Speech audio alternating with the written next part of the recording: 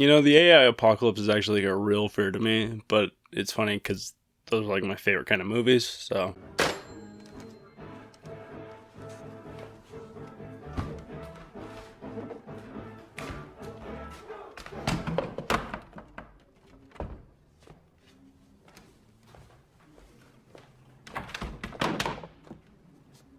I Am Mother is directed by Grant Sapor and stars Clara Ruggard Larson, Hilary Swank, and Rose Byrne as Mother. I tried actually going to see this film at Sundance, but I didn't get the chance, and I heard a lot of buzz coming out of it, and then it got dropped on Netflix, so of course I watched it. It's about a girl named Daughter, raised by her mother, which is a robot, living in this post-apocalyptic world, but we're not exactly sure what it is.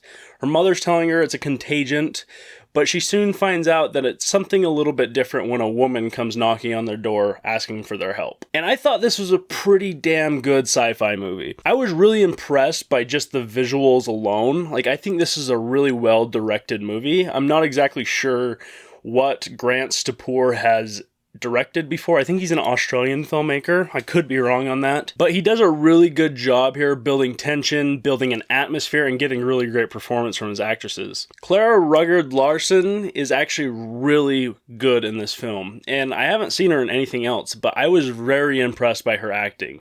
She pulled off the emotion really well, she pulled off the fear when there needed to be, and it was very believable, and I hope to see her in more. I think this might be like a bit of a breakout star, and I hope to see her more in independent movies, seeing her dabble in that instead of getting into bigger stuff. Kind of like what Robert Pattinson did, although Robert Pattinson kind of had that start of a... He had a very rough start with Twilight, but then he ventured into independent film and he has had a really good career, and now he's playing Batman. Hilary Swank is great, of course. I mean, she always is, so what's new? But Rose Byrne's kind of the star of this film.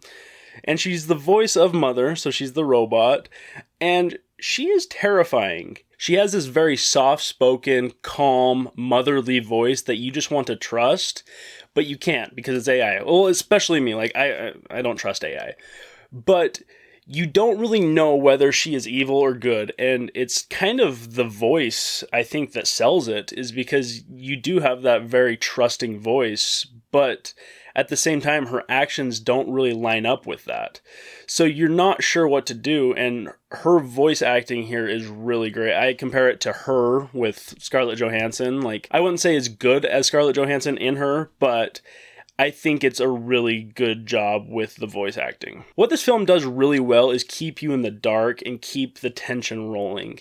I kind of compare it to 10 Cloverfield Lane. Actually, it's very similar to that, and I think that might be a fault of it because it seems very similar to other things.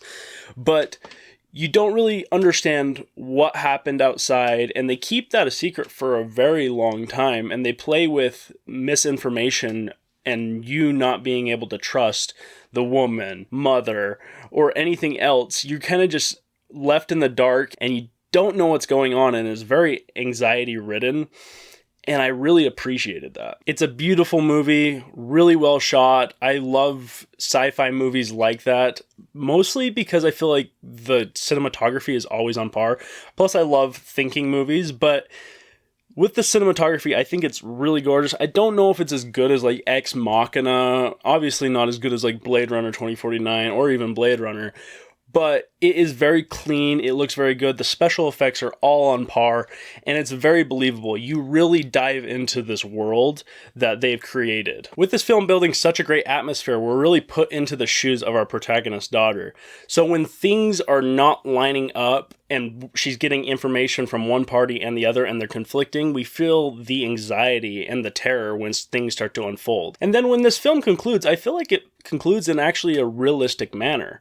I feel like these characters are making smart decisions they would make with the knowledge they have, not decisions that push a plot forward or try to make things bend the narrative around one choice. I think they do a really good job with that, and I think it's actually really well written. As for flaws, I don't really have any, other than it does seem a little recycled.